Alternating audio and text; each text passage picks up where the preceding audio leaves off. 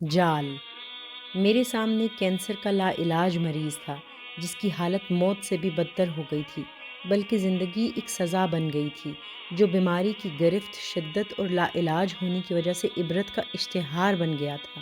میں ماضی حال کے درمیان گھڑیال کے پینڈولم کی طرح جھول رہا تھا، کبھی ماضی کا خوبصورت، صحت مند، دولت مند جوان جو گفتگو کا ماہر تھا، اپنی ذہانت اور میٹھی گفتگو سے مد مقابل کو اپنا مستقل قیدی بنا لیتا تھا، جس کی گفتگو کا شہرہ حلقہ 11 میں مشہور تھا، لیکن گردش ایام اور وقت کی آندھی اس سے طاقت، جوانی، حسن، دولت اور فرعونی مزاج چھین کر لے گئی تھی۔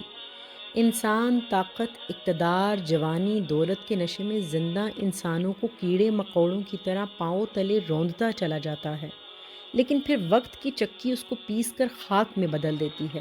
انسان کے پاس جب بے پناہ دولت آ جاتی ہے، اوپر سے قدرت نے جوانی اور خوبصورتی کی بہار بھی عطا کر دی ہو، تو پھر رگوں میں دوڑتے گرم جوشیلے خون کی وجہ سے سمجھتا ہے کہ کامیابی، طاقت، دولت، جوانی کا یہ سورج ہمیشہ اس پر اسی طرح چمکتا دمکتا رہے گا۔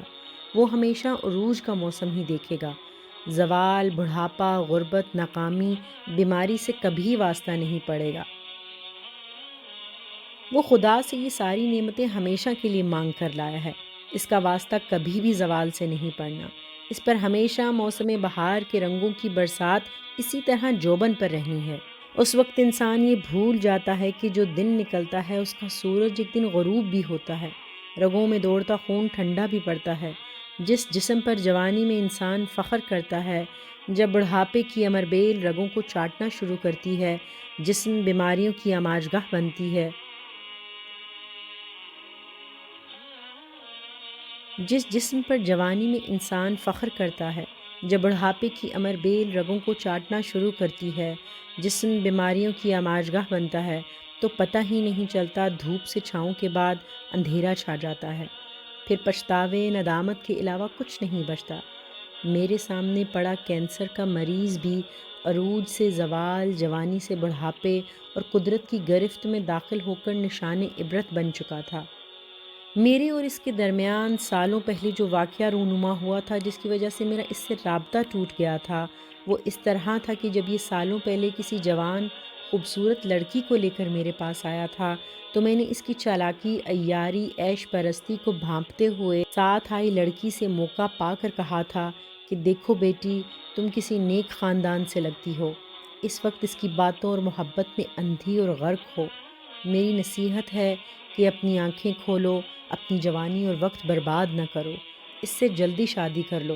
اگر یہ انکار کرے تو اس سے جان چھڑا کر اپنے والدین کی مرضی سے اچھی جگہ شادی کر لو۔ میری بات سن کر لڑکی بھی یقینی سے بولی، سر آپ کس طرح کہہ سکتے ہیں کہ یہ میرے ساتھ بے وفائی کریں گے؟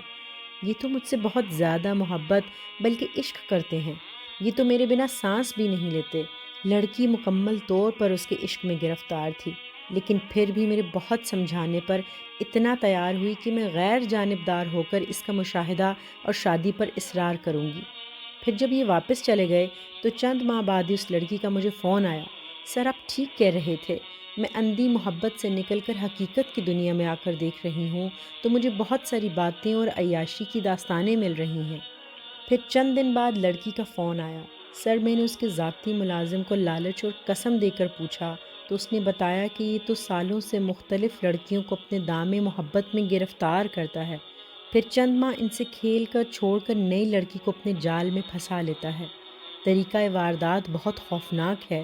مختلف دفتروں میں جا کر مختلف خوبصورت لڑکیوں کو دیکھتا ہے یا پھر اخبار میں نوکری کا اشتہار دیتا ہے، اچھی تنخواہ کا لالچ دے کر اس کو اپنی سیکرٹری لگاتا ہے، پھر اس پر دولت کی برسات کرتا ہے، اس کو اپنی محبت اور شادی کے جال میں پھنساتا ہے۔ اگر کوئی لڑکی اس طرح قابو نہ آئے تو اس کو بہت بڑی رقم ادھار دے کر پھر واپسی کا تقاضا کرتا ہے۔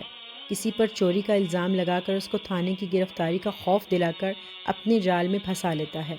یہ بہت بڑا شکاری ہے جو اپنی باتوں، دولت، تعلقات، چالاکی سے مختلف لڑکیوں کو اپنے جال میں پھنسا کر اپنی جنسی ہوس پوری کرتا ہے۔ اپنے ٹارگٹ یعنی لڑکی کو اپنے جال میں پھنسانے کے لیے کچھ بھی کر سکتا ہے۔ جان سے مار دینے کی دھمکی یا تمہارے عشق میں تو خودکشی کر لوں گا، یہ کچھ بھی کر سکتا ہے۔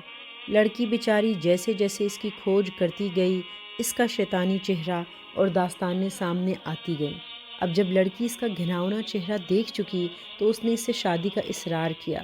پہلے تو ٹال مٹول کرتا رہا، لیکن جب لڑکی نے زیادہ اصرار کیا تو لڑائی جھگڑا کر کے چھوڑ دیا۔ اس وقت لڑکی نے مجھے فون کیا کہ سر میری عزت سے کھیل کر ابھی مجھے اپنی زندگی سے نکال رہا ہے۔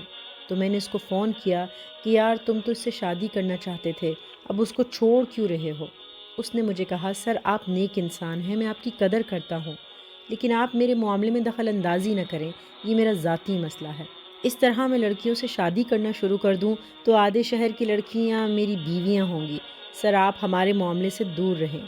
یہ میری اس سے سالوں پہلے آخری بات چیت تھی۔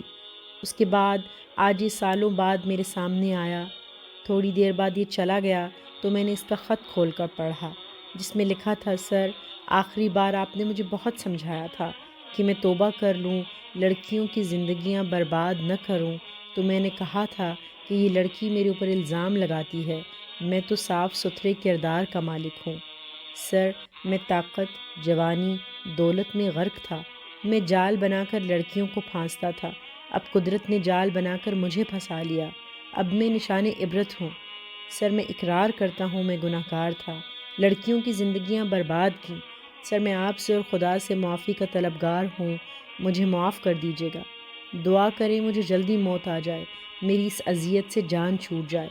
اس نے تو معافی مانگ لی، لیکن میں حیران تھا کہ جوانی، طاقت، دولت میں جو لوگ جال بنا کر لوگوں کو پھانستے ہیں، وقت گزرنے کے بعد قدرت کے جال میں پھنس کر نشان عبرت بن جاتے ہیں۔